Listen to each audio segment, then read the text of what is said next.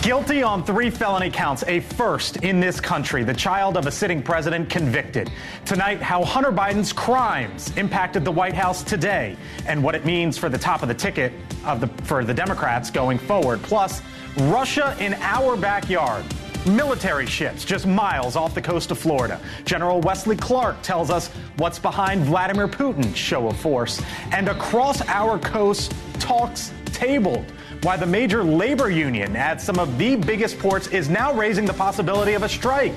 What it could mean for prices and the election. Also tonight, recording the Supreme Court, an undercover operation capturing comments from 2 of the top justices. Why Congress now wants to hear from Scarlett Johansson when she will be headed to Capitol Hill. And he is an icon. But is Joey Chestnut about to be left out of a 4th of July tradition? Come on in. I'm Blake Berman. This is The Hill on NewsNation.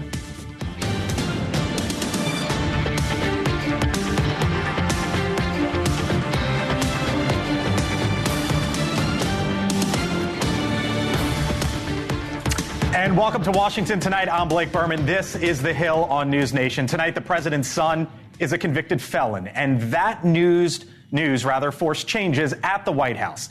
Let me take you for a moment through today's verdict and what it potentially means. Hunter Biden convicted by a federal jury in Delaware on 3 felony counts for purchasing a gun in 2018 while he was a drug addict. The special counsel handling the case described the verdict as just.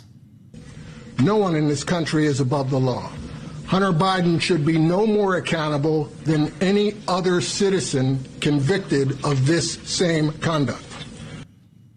Now, President Biden released a statement today saying he loves his son and supports him as his father. But as the commander-in-chief, the president of the United States, he also added, quote, "As I also said last week, I will accept the outcome of this case and will continue to respect the judicial process as Hunter considers an appeal," end quote. Now, for some context here, in fiscal year 2022, 8,688 people were found guilty at the federal level for unlawful possession of a firearm.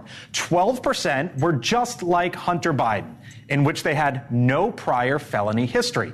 Now, the sentencing guidelines for a first-time felon calls for 15 to 21 months, though a judge will decide if incarceration is in Hunter Biden's future or not. However, this is not the end of Hunter Biden's potential legal issues, as he faces 3 more felony charges in a tax case set to begin in November, exactly 2 months before Election Day. President Biden said last week he would not pardon his son. And today, after President Biden changed his schedule to head back to Delaware, seen on the tarmac, you can see it right there, Hunter Biden next to his father, hugging him after he landed on Marine One. Joining us today here on The Hill, Ashley Davis, former George W. Bush White House official. Kurt Bardella is a NewsNation contributor, and Aaron Perini is a Republican strategist. Hello to you all. Nice to have you all in. I'm going to get to you all in a second here, but I want to start first. Come on in, Mick Mulvaney, former Trump White House chief of staff, NewsNation contributor as well.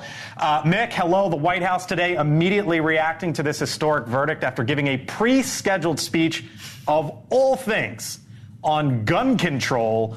The president then flew back to Delaware. The White House canceled its press briefing. I'm wondering, Mick, as a former White House chief of staff, what considerations do you think there are before the White House right now? And what do you make, Mick, of Hunter Biden there on the tarmac with his father? Yeah, I think this is a good time to recognize that, Democrat or Republican, these are real people. So, yes, Joe Biden's the president of the United States, and yes, he's adored by some and loathed by others, but he's still a dad. So I think you have to respect that when you're in the White House. You have to the president is still a husband. He's still a father, in addition to being the president of the United States. So it doesn't surprise me they made some time today for him to go out and be a dad. It doesn't surprise me that he was on the tarmac with his son. This is exactly what you would expect, I would think, to see if it happened to. You think they want that image out there, Donald Mick? Trump. I'm sorry? You think they want that image out there, Mick? Because politically, you could make the argument potentially maybe they should be separated for some time. Yeah, no, I disagree with that. I'd be completely comfortable with the president not doing it. I don't think this moves the needle politically at all. Addiction, which is at the heart of these charges, touch on so many different families in so many terrible ways that I don't think anybody's going to penalize Joe Biden for being seen with his son. Keep in mind, that includes Donald Trump. Donald Trump lost his brother to complications related to his brother's addiction with alcohol. So this is a real thing. No, I think this is fine. I do not think you'll see Republicans making a big deal out of it. I was watching the Twitter, the X feed today. I didn't see very many Republicans talk about it. If anything, Blake, and I'd be curious to know what Kurt thinks about this from the Democrat perspective, I actually think it would be Joe Biden who makes a bigger deal out of this politically than any Republican. Here's how. He's going to go to the debate. They'll talk about the conviction of either Donald Trump or his son or both. And he says, look, nobody's above the law. I really believe that. I could have pardoned my son, and I didn't. You know how hard this is for me, but he's got to face justice just like Donald Trump does. So, listen, I think it's a dangerous place for Republicans to be treading any water right now. Mick Mulvaney, we'll catch you later in the show in about 25 minutes, 6:30 Eastern here for Hot Mike with Mick. See you then, sir. You got it. What about that, Kurt? Yeah, I think Mick's on to something here. I mean, here's what we know. The things that we will not hear Joe Biden say. We will not hear him attack the justice system. We will not hear him attack the judge. We will not hear him attack any of the jurors. He will go out there and say, no one is above the law. We accept the legal process as it is. His son will go through that process, maybe appeal, whatever that process is. But it allows him to stand up there on the debate stage. And when Donald Trump does his shtick about, well, the Justice Department is rigged, they came after me, Joe Biden used his presidency to try to lock me up, Biden can sit there and go, what are you talking about? So this Justice Department just found my son guilty. Like you can't make that case. Let me try to translate that for you. Is he saying that he could potentially outclass Republicans on this, essentially, with the way Donald Trump has handled things? No, what I think here is that Republicans will argue that the charges against Trump were trumped up, that they were inappropriate and never should have been pursued. It's very clear here in the Hunter Biden case that this was a very slam dunk case, that he clearly filled out that paperwork incorrectly and submitted it and purchased a firearm incorrectly. All of that said, Democrats have been laying the groundwork in the media in the weeks been coming up, and I've been watching this, saying, oh, Republicans are talking about the two-tiered justice system. It's not about the fact that charges are being brought against Democrats, and that makes this equal now. Is in Republicans' minds, and certainly in the hardcore Trump supporter mind, that these charges against Trump are politically motivated and trumped up to try and take him out of the election. And I get what she's saying, and that's not a bad argument to make. My thing is, I don't believe that Donald Trump is a disciplined enough communicator to make it the case that way. I think he gets too much into his own personal grievances, and that always ends up undermining his own argument. So you teed me up for Ashley. Ashley, here's the statement from the Trump campaign. They said today in part, the trial has been nothing more than a distraction from the real crimes of the Biden crime family, as they describe it. And it goes on. You can see it on the screen. Is that the response? Maybe, but I don't think that's a good response either. What I've said from the beginning is I think that Trump's case, as well as this case, are not real legal cases. If it wasn't the former president of the United States or the son of a president right now, these cases are just not just in regards to what should happen. So I actually have a bigger problem that this is being politicized, and I've said it for weeks, that I feel sorry for the family, and I'm not going to step back from that. I think that it's a horrible case. Obviously, he had major issues. Right. I think the other cases against him are much worse than this, and I think he did stuff wrong the tax there. Stuff. So the tax stuff. And the FARA, the foreign representation. That's much worse than this, but I mean, it's destroying families, and it destroyed Trump's as well. Right. I mean, we talked about prostitutes for 3 weeks. We did.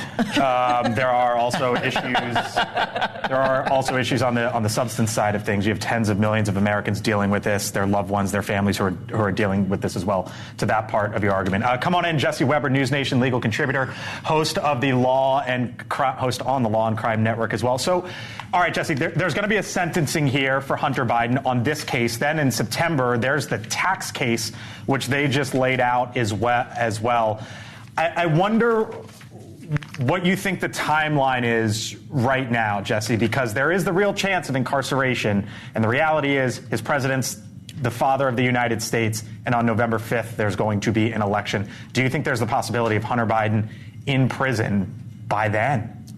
By then might be a stretch. So if you talk about a timeline, there's a possibility that he could go to trial in California on the tax charges and either during a break in court go back to Delaware to be sentenced. And it's not necessarily that on the day of his sentencing, and let's say he's sentenced to prison, that he's going to go to prison. No, usually what happens in these kinds of cases, there's a later date where he would surrender himself to prison, probably after the tax case. Now, I agree with you. There is a possibility of prison time here. But remember, we might be looking at 15 to 21 months. We might not be. Yeah. This is a nonviolent offense. There is this weapon was not used in the commission of a crime. There was only one gun used. So there's a chance it cannot. The tax charges, though, and remember. Well, that's where I wanted to go with you next. That's the big one, right? Because now he's a convicted felon. Right. And as Aaron and Ashley and Kurt laid out, you get into much more difficult things for him. So he would be, if he's convicted on the tax charges, he's already a convicted felon. That's an aggravating factor for his sentence. There is talk about would he take a plea deal because the charges of the tax cases are also, and I feel confident in saying this, are relatively easy to prove like they were here in the gun charge. You either paid the money or not, right? It's willfully evading taxes, falsifying forms like we talked about this, lying to accountants. I was surprised Hunter Biden actually wanted to fight this case because really it was a tough uphill battle. Again, I think it's kind of a tough uphill battle for the tax charges as well. All right. Jesse Weber, NewsNation legal contributor. We'll leave it there. Talk to you again soon. Thank you, sir. Thanks so much. All right, joining us now is the Democratic congressman from the state of Maryland, Glenn Ivey, who is also a member of the House Judiciary Committee. Congressman, thanks once again for being back with us here on the Hill. We appreciate your time. Let me just start with this. I wonder, as a Democrat, as a supporter of the Biden family and of the president, you want to see him reelected. I wonder what you make of today, sir. Well, it's certainly a tale of two approaches to the rule of law. I think the way the Biden family handled this is a stark difference from the Trump approach. Respect for the jury's verdict, respect for the judge, never attack the process. President Biden announced that he would not pardon his son. All of those things, I think, show his approach to the rule of law, which I think is the right way to go. Trump took the entirely different approach. He attacked the judge, the jury, the prosecutors, the process, the whole thing, and says it's a rigged system and all of that stuff. So I think it's a stark difference, and hopefully the voters will see it. Congressman, you mentioned that President Biden last week mentioned that he would not pardon his son. You're a father. I've spoken with you about your children. I'm a father. I wonder, I know the president said that, but do you really believe that if it got to the point where his son could spend time in federal prison, that the president would not pardon or commute him? Yeah, I'd be really surprised if he pardons him. Commutation, maybe, but, I think we'll have to see how it plays out. He's got some good lawyers to help argue for a sentence that contains leniency. I don't know that he'll automatically be sentenced to jail if he's convicted in the second case. I don't know, actually, if his first conviction counts until after he's sentenced from the standpoint of the sentencing guidelines calculations. Okay. So I think we'll have to see. But, I think Biden is going to be very careful about this, and I don't know that he's going to break his word. So, interesting. So Republicans are trying to sort of take the spotlight off of Hunter Biden and try to redirect it to the top of the ticket, right? Joe Biden, the one that they don't want to see reelected again. Your colleague on the other side of the aisle, Elise Stefanik, reacted this way. I'll get your reaction on the other side. Today is the first step in delivering accountability for the Biden crime family. We must and we will continue as House Republicans to investigate the Biden crime family for the corrupt influence peddling schemes. So that's where they're going to go, Congressman. What say you? Well, they've been pushing this Biden crime family thing for about 2 years now. They've really come up short on everything that connects President Biden to Hunter Biden's misconduct. And that's been proven over and over again, which is why they ran into such headwinds and dead ends when they tried to move forward with these impeachment proceedings. And I think they've really just kind of run out of things to do and say, basically. So they just repeat the mantra and hope it does something. But I think at the end of the day, again, I think the public knows that, the father and the son are two different people. There's no evidence that the president did anything wrong here. And Trump is the candidate. He's the one that was convicted, not his son, not a family member. he's the one that has to be held accountable for what he did. All right, Congressman Glenn Ivey, not many Democrats talking today. So, Congressman, we do appreciate you coming on to the Hill and giving us a little bit of your insight. Congressman Glenn Ivey from Maryland. Thank you, sir. Thank you. You got it. Talk soon. All right, a national cable exclusive. Meantime, tonight, Leland Vittert is joined by the mother of Hunter Biden's 5-year-old daughter, who has yet to meet the president. London Roberts gives her first interview since the verdict. That's tonight on Balance, right here on NewsNation. Leland Vittert, 7 o'clock Eastern. But before then, and still to come here on the Hill over the next 45 minutes, why is Vladimir Putin sending Russian warships just miles off the coast of the United States? General Wesley Clark joins us on the other side of the break to share what he thinks Putin is trying to accomplish. Plus, a live look at Capitol Hill right now. What's wrong with a little revenge among Republicans and Democrats? That's right. What's wrong with it? That is the question that Mick Mulvaney is now posing. Mick joins us to explain what he means by that. He'll be back here in about 15 minutes. And what's the 4th of July without that guy right there, Joey Chestnut? Is he really not going to be allowed in the 4th of July hot dog eating contest? Possibly. You're watching The Hill here on News Nation. Free Joey.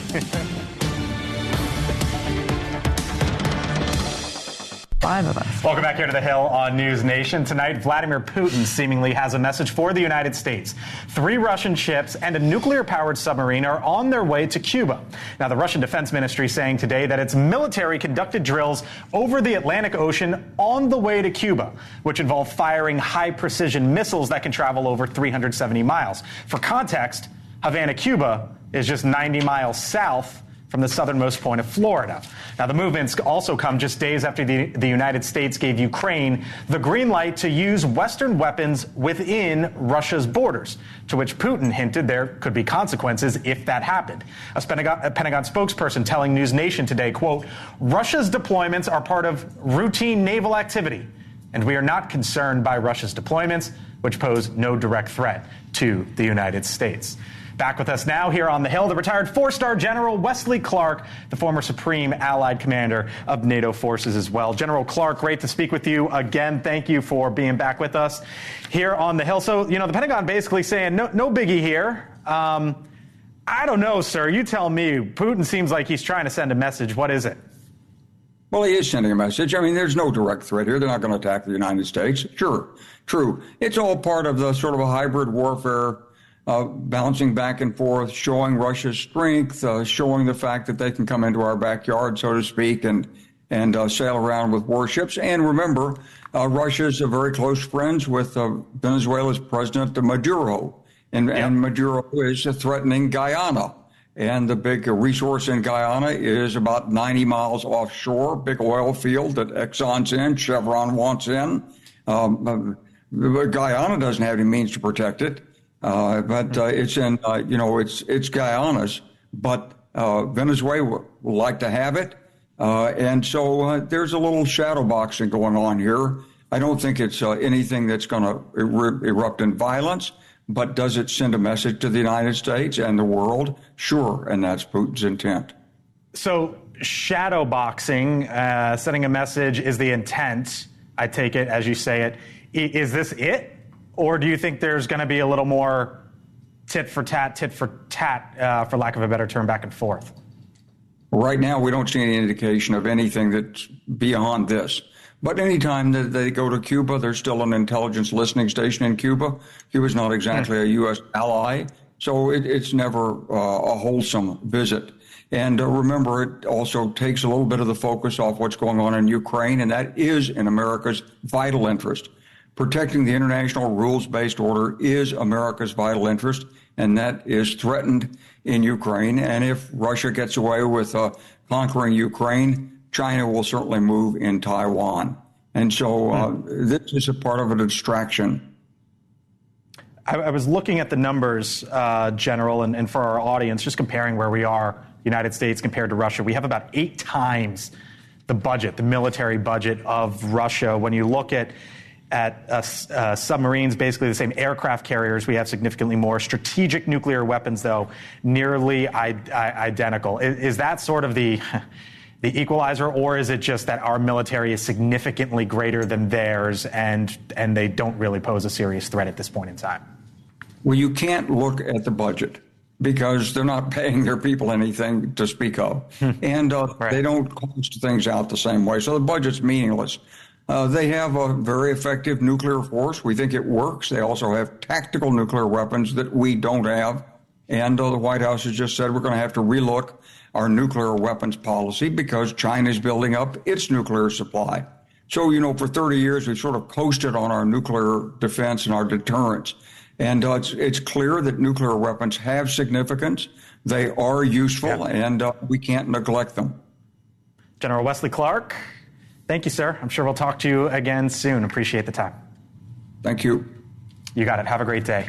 When I was reading that statement from the Pentagon, you sort of went back and shook your head a little bit. Why? Well, I just think it's another region that we're actually concerned about. So we have the Middle East. First of all, Wesley Clark's a great American. I love talking to him every time. It's yeah, absolutely. And he knows way more than I'll ever, know. But I would say we had the Middle East, we have Ukraine, we have maybe China and Taiwan, and now we have Cuba, which we haven't had since the 60s. Right. I mean, I just don't understand why. And people are feeling, other countries, Russia, feel that they can challenge us. And it's just something that I don't, love or not Trump, that didn't happen during Trump. Well, I think contextually we need to understand here that Russia sells chips into the Western Hemisphere yearly from 2013 to 2020. We've seen Russian naval ports visit Havana regularly since the Bush administration, including during the Obama and Trump administrations. This is no big deal. No big.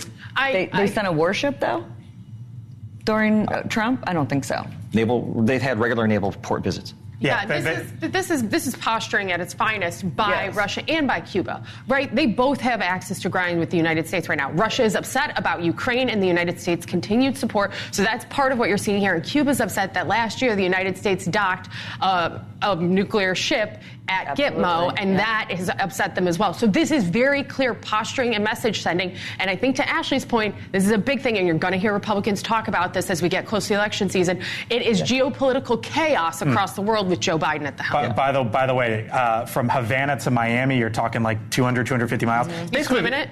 No, I'm not swimming it. I promise you that. Too many sharks in between there. Someone has done it. Diana Nyad, I think, was the name. But it's basically the same distance from Washington to New York, just for a little context. So when you talk about parking ships there from a foreign country, that's how close they are. All right. Still much more ahead here on the Hill. Mick Mulvaney. We heard from him at the top of the show. Back for Hot Mike with Mick. Hello, sir. Rate cuts. And you're talking about revenge? What do you mean? Sure, why not? Everybody else is. What's wrong with a little revenge? Let's talk about what that means. What's wrong with a little revenge, Mulvaney says. He's got an article out. He's going to explain himself. Hot Mike with Mick, other side of the break.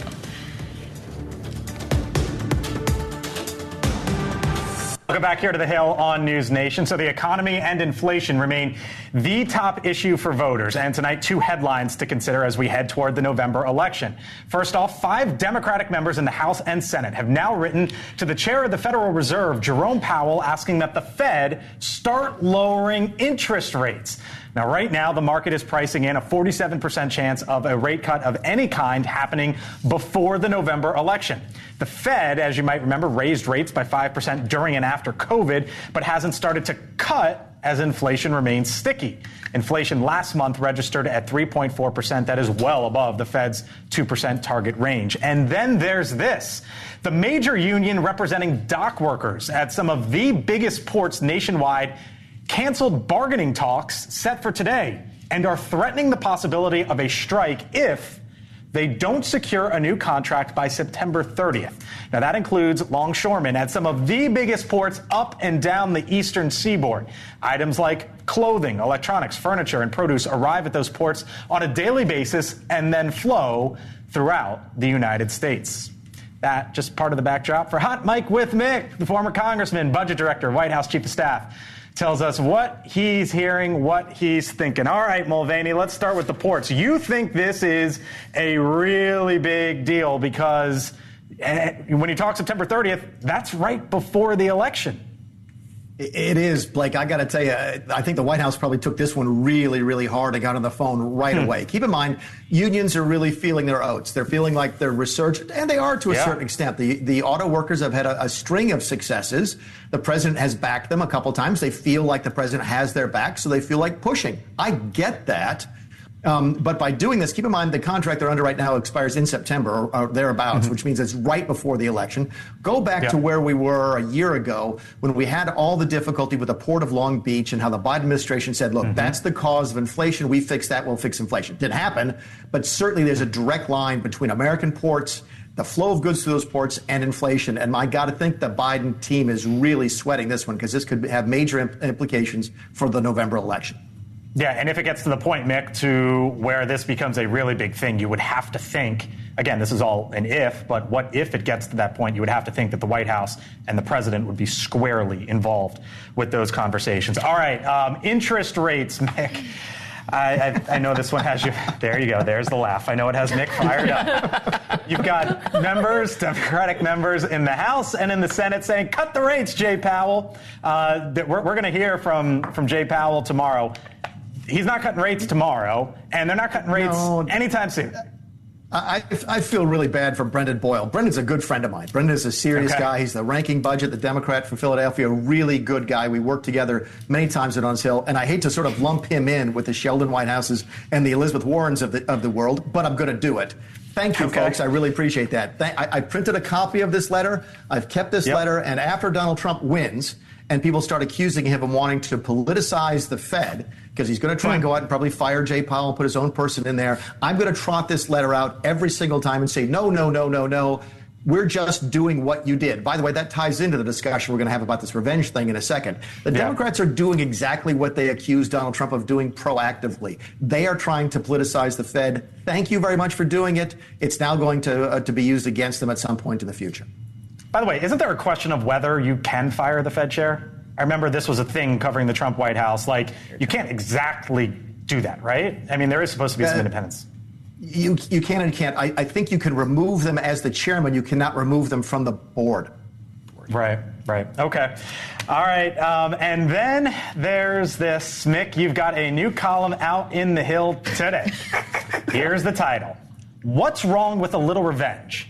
And in it, Mick, you ask, quote, what is the difference between payback or a revenge-a-thon and simply applying the same standards to other elected officials that have now been applied to Trump? Mick, you are basically saying, and I'll let you lay it out, that if they did if what was done to Donald Trump happened, why not do it on the other side?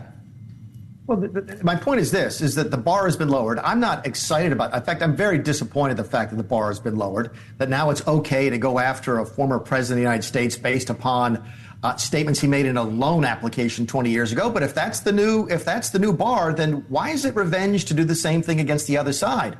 Why would it be the revenge to go and look at Elizabeth Warren's student loan applications or her mortgage applications or her credit card applications? Why is that supposedly revenge? What does the left mean when they say, oh my goodness, there's going to be a revenge-a-thon? There's supposed to be equal justice under the law. Again, I'm very disappointed that the left with this Trump derangement syndrome has decided to change the rules to go get Donald Trump.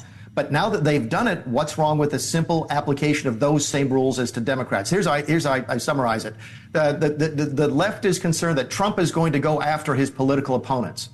If you remove the word Trump and put in the word Alvin Bragg is going to go after his political opponents. That's not speculation. That just happened in New York. So that's what I want to know is, when is revenge, and when is it just the equal application of justice to you? And that's why I wrote the piece. I imagine Kurt's head is exploding now, so we can. No, I had perfect timing. I just looked over to Kurt. Is your head exploding? He's not. No, I'm mesmerized by that octopus plate over Mick's head. I'm trying to figure out the story behind that. But let me just say this about that before we get into tell us the more. Wait. It's an octopus and a bird. There's a lot going on there, Mulvaney. That's all I'm going to say. He's in the Conch Republic. But I think there are a few things that we got to keep in mind here. Number one, it's the House Republicans who have relentlessly gone after private citizen Hunter Biden, constantly using their powers at the Oversight and Judiciary Committee on a nonstop fishing expedition to try to tie Hunter to Joe Biden, and they came up with nothing. They've been using the powers of the Congress to do the very thing here that we're talking about. So if we're going to call out Democrats, which is fine, I don't have a problem with that, we also got to know this isn't hypothetical. This is what's been happening. The Judiciary and Oversight Committee spent the entirety of their majority going after Hunter Biden. Okay, I can't let that go for just a second, because you were laughing when you said it almost. But I mean, what happened under the last 2 years of Trump when the Democrats took over the House? What did they do? Right. They passed a bunch of legislation with a narrow majority. Oh, come on. What did Nancy Pelosi crushed it? No. That's what I remember happening under the Democrat majority. They had a lot of... How many bills has this been rolling past? Get in here. There was complete politicization, and that is a word I will always struggle to say. Politicization. You did better than me. But you cannot say that the impeachment, based on the phone call, was not political retribution toward Donald Trump. You can't convince me otherwise. But so the whataboutisms here, I actually think that that's like a smart case that Mixed Meaning. I really I think it's a great headline for a piece. Great headline. I think it's awesome. But the whataboutisms, I hate them. One word, Benghazi. So we can do Benghazi. it. We should all. That is fair. And I think that Mick would agree with this. We should all expect better and more and try to stop this targeting. So Mick, let me end hot mic with Mick this way. I understand your piece and I understand their arguments, and I also would presume that most Americans hate the concept, hate the idea, and just want it to end. Is there a world in which you see it ending, and how? Yes, there is. And I'll give you proof of that is that regardless of how many times they talked about locking her up, we didn't do that to Hillary Clinton. So it's a lot easier to talk sometimes in Washington. It's a lot easier to get folks motivated to vote that way. And sometimes you don't follow through on everything you talk about on the campaign trail. All right. Why is there a bird looking at an octoctopus? Oh my gosh. Because I'm down here on assignment for NewsNation. I'm watching the Cubans and the Russians off my back patio. So it's 90 miles. And you're really burnt, by the way. You can see Russia from your house. It's just 90 miles south of Mick. I keep telling you, Havana to the Conch Republic, just 90. Thank you, sir, Mick Mulvaney. Thanks, y'all. All right, coming up here on the Hill, the Chief Justice and his colleague secretly recorded what they said, and let me ask you this. Why don't we hear from them more? That's when the Hill on NewsNation returns.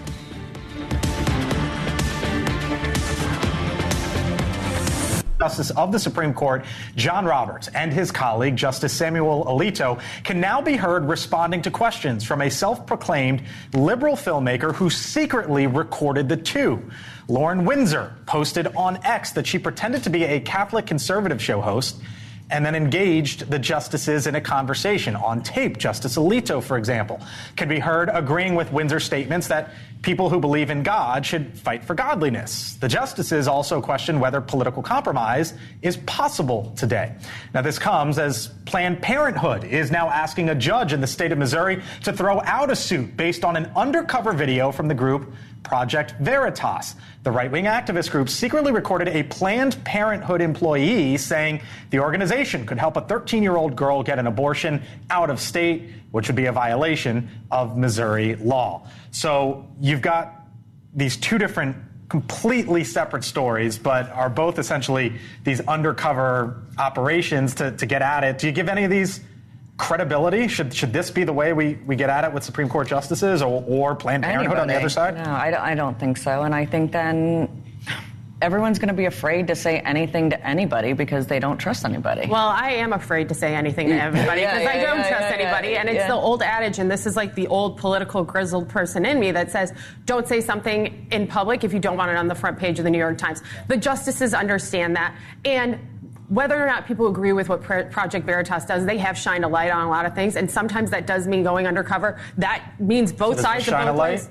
Yeah, on the Supreme Court justices? Yeah. No, I actually don't think it does. I think she completely misses. She was very much trying to lead them. She also forgets, these are judicial folks by nature. They understand a leading question. They're aware of what you're doing here, and they didn't say anything egregious. So I wanted to get to that in a second, but first, here's Samuel Alito. Get your reaction on the other side. People in this country who believe in God have got to keep fighting for that, to return our country to a place of godliness. Oh, I agree with you. If that's the smoking gun coming out of this undercover sting here, she's nailing it. All he's saying is if you believe in godliness and you want to pursue that, I agree with you.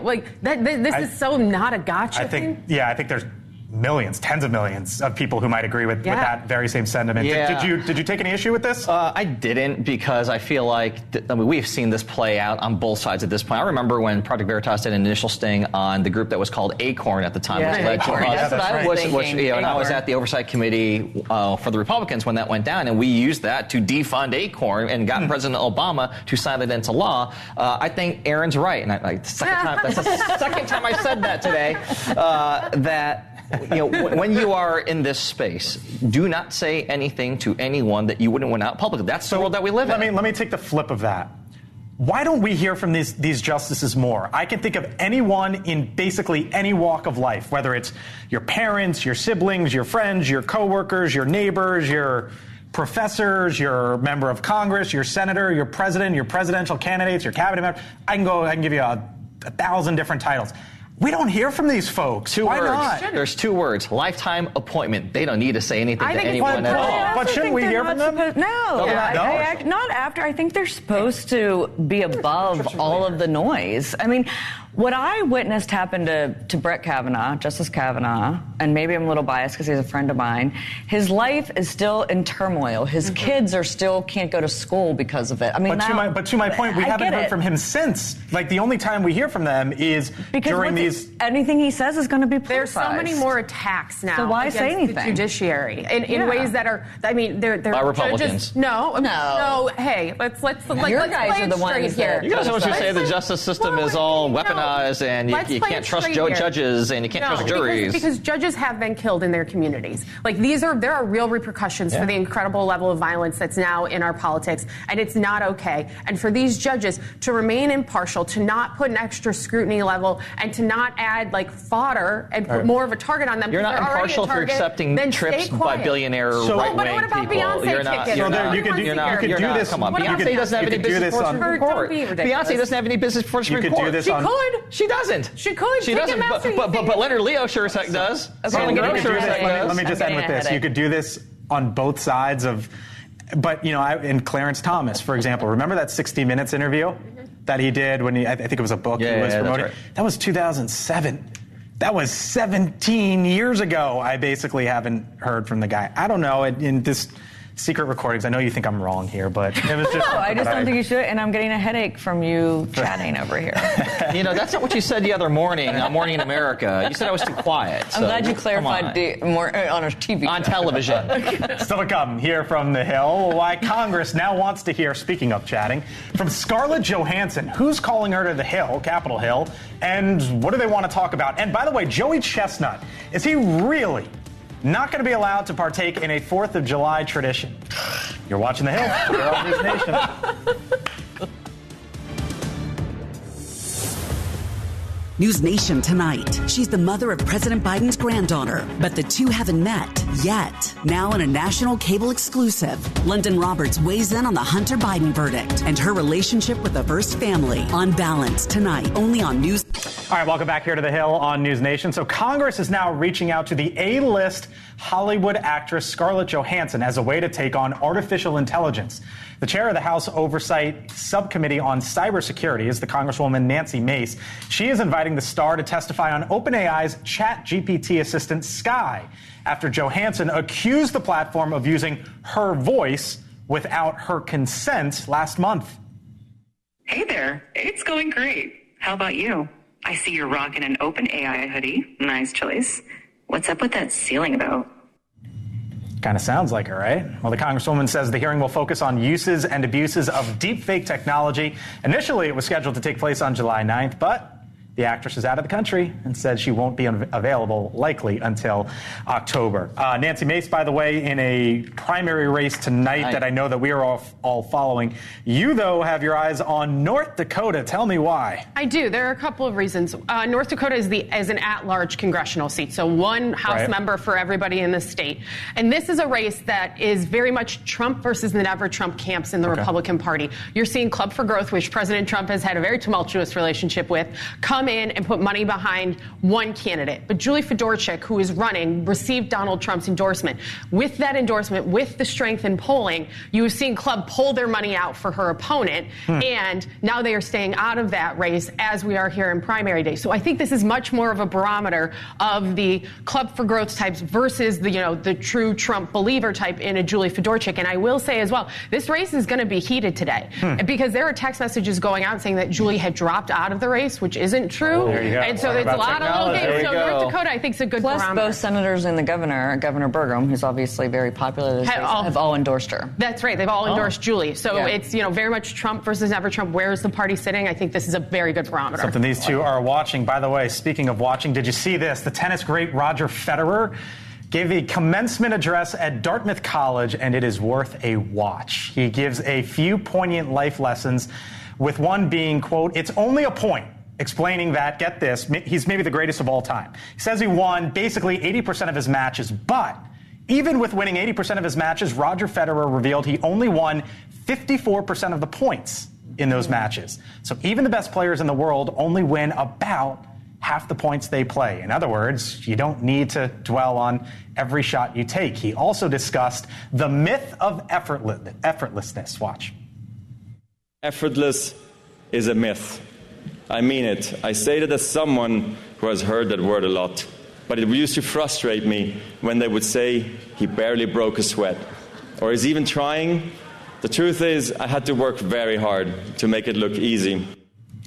It's a fantastic message, basically. I mean, being arguably the greatest ever, the grit to get him to that point. But we always talk about athletes like, Steph Curry. People go, oh, it makes it look so easy. Roger It's Federer, effortless. it looked effortless. Caitlin Clark, she shot more baskets than I think anybody in women's college basketball last year, and was the leading scorer. She's not Team USA worthy, so we don't talk about it right stop now. it. But to the point that Roger's making, she made so many baskets and became the leading scorer, but missed so many shots she took as well. It's Wayne Gretzky. You miss 100% of the shots. Exactly. I told Ashley, I said, make sure you show this to your son.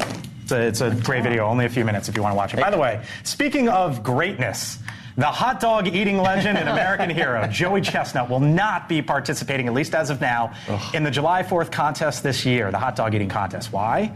Chestnut, as you might know, has won that competition 16 times, but he's been beefing with the organizers over some of his lofty demands, namely his request to use vegan frankfurters during this year's contest because of his new sponsorship deal with Impossible Foods. The organizers say they have tried to meet his demands, but vegan dogs is where they draw the line on the 4th of July. Yuck.